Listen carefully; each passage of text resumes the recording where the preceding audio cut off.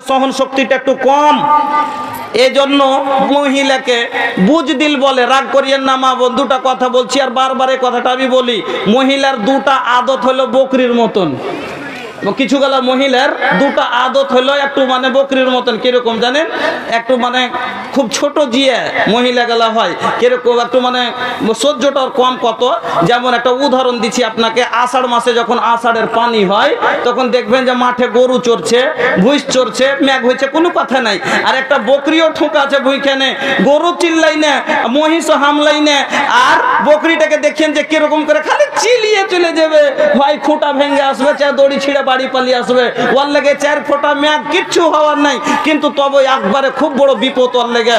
ওরকমই পুরুষ লোকের উপরে অনেক মুসিবত আছে, মুখ বুঞ্জা সহ্য করে। কিন্তু আমার মা বোনের উপরে একটু যদি মুসিবত চলে আসে তো কান্না করতে শুরু করে দেয়, খুব জোরে জোরে চিৎকার করে, এমন করে লোক জমিয়ে দেয়, এমন করে লোককে মাতিয়ে দেয়, দিয়ে কান্না করে। আল্লাহু আকবার।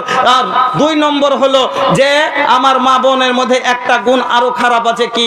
যেমন একটা বকরিকে যদি পেট দাঁড়ি থেকে উঁচু করে খাওয়ায়, আর একটা পাঞ্জরে যদি কাঁঠালের গাছ বাঁধা থাকে আর ওর পাশে বাঁধা থাকে, চোখে খালি দেখে লাই তো মনে হবে যে ওটা করতে না আমি পেটে ভরেলি, এরকম করবে। ওরকমই যদি সারা জীবনের সুখ মহিলাকে দেওয়া যায় তবু কিন্তু একটু না অশান্তির মতন কথা বলে, না শুকরি করে বলে, আর মনে ভাবে যে আমার মতো কেউ অশান্তিতে নাই।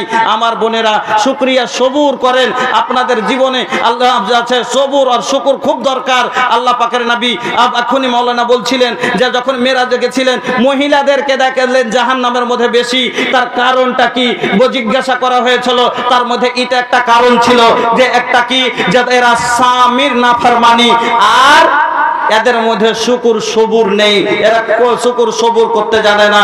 আমার মা খালারা আপনাদেরকে আমি বলতে যাচ্ছি সবুরের জন্য 3টা শর্ত। 1 নম্বরে আপনাকে বলছি যে সবুরের কিছু শর্ত আছে।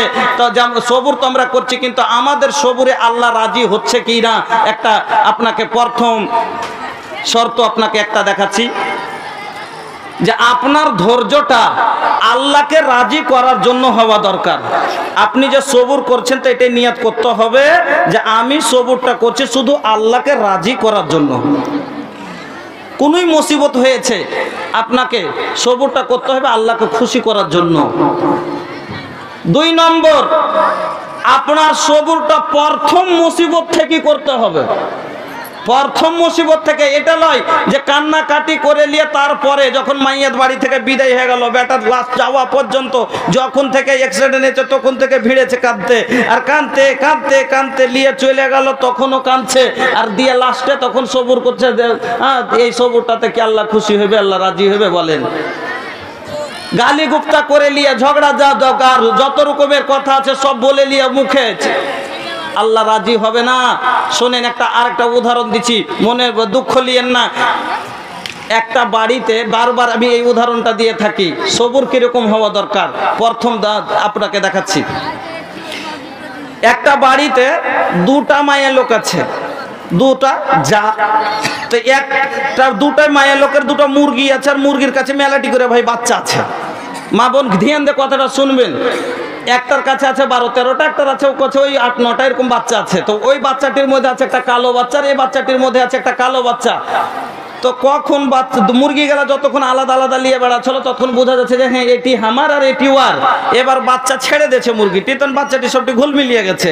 ওর মধ্যে একটা কালো বাচ্চা কখন বিজিতে খাইলেছে, একটা কালো বাচ্চা বেঁচেছে। তো ছোট জাটা মনে করছে আমার, আর বড় জাটা মনে করছে আমার। তো দুজন, এবার ছোট যা দিচ্ছে চাল, বড় যা দেয় ভাত। মুরগির মজা হয়ে গেল, দেখতে দেখতে মুরগি খেয়ে দে এবার বড় হয়ে গেল।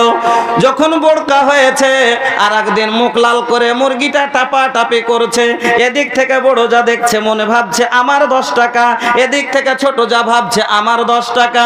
দেখতে দেখতে মুরগি এবার খোল্লার ঘরে গুড়ার বোরাই বসে পাক পাকাক বলে বেরিয়ে গেল, মানে দিয়ে দিয়েছি।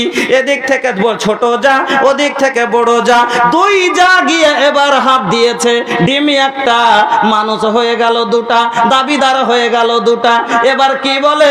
ও বলে কি ছি জরিনে, জরিনে তুই কেন হার মুরগির ডিম তুলছিস? কইছে বড় বাবু তুমি দেখে কইছে মুরগিটা হামার লয়। জি কইছে তুই কোন চোখে দেখে করছিস মুরগিটা হামার লয় রে? কইছে তুমি কোন চোখে দেখে কইছে? এই বাস তকরাতকরি শুরু হয়ে গেছে। ওদিক থেকে বড় যায় 2টা বড় বড় বেটা আছে, কইছে কি হয়েছে তোর কাকা?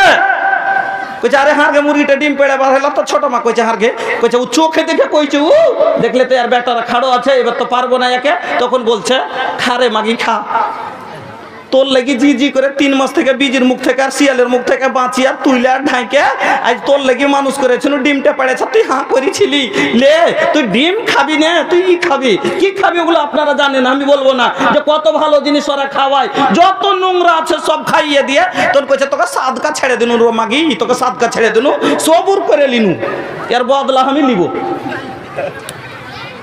আচ্ছা বলেন তো এটা সবুর হবে না সাদকাই হবে হ্যাঁ সবুর করতে যদি সাদকা হতো যদি প্রথমে কথাটা বলতো কি কে জানি পাখি জিনিস জানি না আল্লাহ ভালো জানেন আমারটাই নাই কি ওয়ারটাই নাই যাকগে যদি ওয়ার হয়তো ওই খাবে আর যদি আমার হয়তো আমি ছেড়ে দিলাম আমার বোনকে যাক আল্লাহ আর বদলা আমাকে দিবে আমার একটা সাদকা করা হলো বলবেন তাইলে মৌলভী সাহেব যাকে শুধু সাদকা দেওয়া যায় নাকি আরে মা শুনেন আল্লাহ পাকের নবী বলেছেন কাউকে একটা ভালো কথার আদেশ করে দেওয়া তাও সাদকা সবার নেকি পাওয়া যাবে একটা সাদকা হলো তাহলে 1.5 কিলো ওজনের মুরগি দিলেন তো একটা নেকি পাবেন না পেতেন নেকি আপনার সাদকা করা হতো কিন্তু আপনি কি বললেন গালি গুলুজ করে নিয়ে লাস্টে বলছে যে সবুর করে নিলাম এই সবুরে আল্লাহ রাজি হবেন না এই সবুরে আল্লাহ খুশি হবেন না আপনার সবুর আল্লাহকে রাজি করার জন্য হওয়া দরকার 2 নম্বরে প্রথম মুসিবত থেকে সবুর করা দরকার হাদিস শুনেন হাদিসের রাবি হযরত আনাস রাদিয়াল্লাহু তাআলা আনহু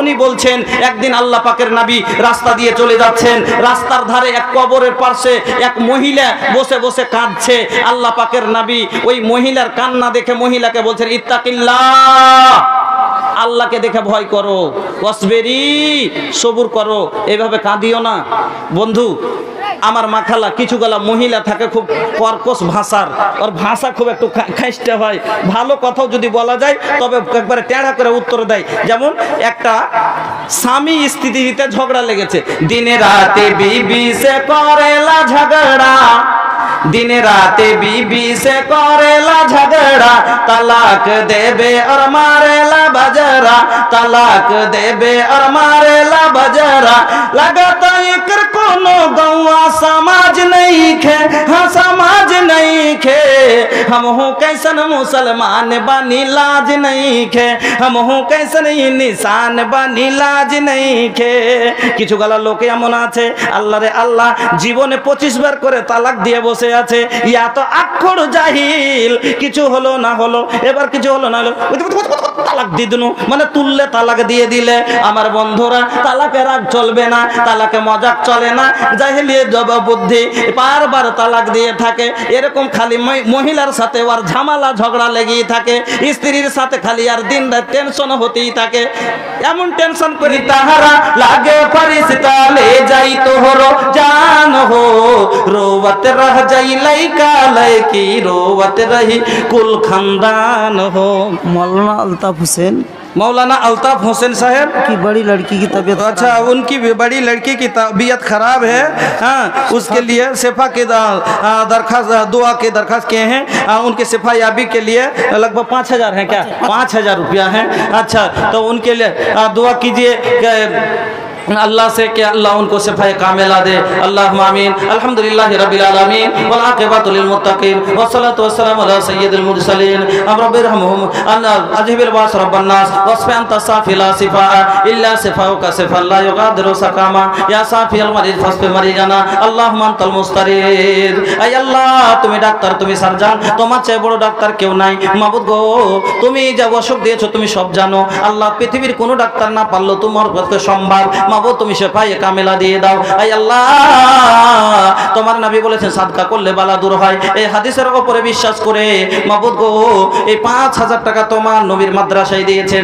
আল্লাহ তুমি কবুল করো আর ওই মেয়েকে তুমি শিফায়ে কামিলা দান করো আমিন আল্লাহুম্মা আমিন চোচার জমিদারের মা 2000 টাকা মাশাআল্লাহ জাযাকাল্লাহ 1100 নগদ 900 বাকি আল্লাহু আকবার চোচা গ্রামে 1000 আলহামদুলিল্লাহ আলহামদুলিল্লাহ বেনামি আবার আল্লাহ 1000, চোচা গ্রাম থেকে আমার খালা আল্লাহ 2000 টাকা। মাবুদ গো, তোমার বান্দীদের একটাই আশা, আল্লাহ তার আত্মীয় স্বজন যারা মরে গেছে তার জন্য দিয়েছে, তারা জান্নাতে যেন জায়গা পায়। আল্লাহ তুমি জান্নাতুল ফেরদাউস দান করিও। আল্লাহ তো আমার বান্দীদেরকে তুমি আল্লাহ আবেদা সাজেদা করে বাঁচিয়ে রাখো। মাবুদ তাদেরকে পর্দা বিয়ান করিও না, কালমা পড়তে পড়তে দুনিয়া থেকে লিও। আই আল্লাহ তুমি তাদের জীবনে তুমি সুখ দাও, শান্তি দাও, আপদ বিপদ দূর করে দাও। আমিন, আল্লাহুম্মা আমিন। चारों ओरिया लोग रही अखियां से आंसू सबके बाही, चारों ओरिया लोग रही अखियां से आंसू सबके बाही। শেষ হয়ে গেল। এজন্য আমার মা খালা, আমি আপনাদের কাছে বলছি, আমি মাগো মরণের কষ্ট যেটা আমি বলতে চাইছি আপনাকে, মরণের কষ্টটা দেখেন যে আল্লাহ পাকের নবী জবকে মাসুম নবী, আমার রাসূলের জীবনে কোনো গুনাহ নাই, যেই নবী নামাজে দাঁড়িয়ে নাফলে দাঁড়িয়ে দাঁড়িয়ে পা ফুলিয়ে দেন।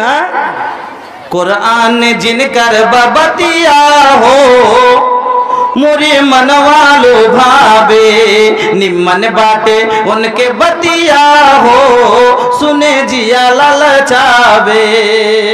कुरान पढ़ी पढ़ी रतिया बितावे, कुरान पढ़ी पढ़ी रतिया बितावे, नवा फिल्म में खड़ा रह के गोड़वा फुलावे, ऐसन बरब से प्रीतिया हो मोरे मनवालो भावे।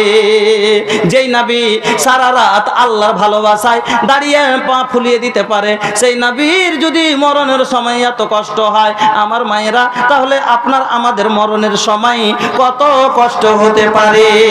এই মরণের কষ্ট থেকে বাঁচার জন্য আমার মা খালারা ওয়াস্তে আল্লাহর আপনারা কিছু এই মাদ্রাসাতে আপনারা অন্তর খুলে দিয়ে যান, কারণ প্রথম দুনিয়ার থেকে যাওয়ার সময়তে আপনি মরণের মুখে যখন পৌঁছিলেন তখন থেকে আপনার শুরু হয়ে গেল কষ্টের জীবন।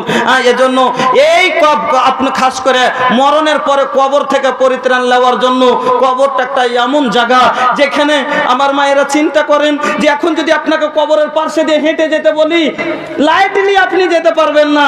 এই কবরস্থানের গোড়া দিয়ে যদি আপনাকে এখন হেঁটে যেতে বলি যে টর্চটা হাতে করে যান, তবে হেঁটে যেতে পারবেন না, তো ভয়।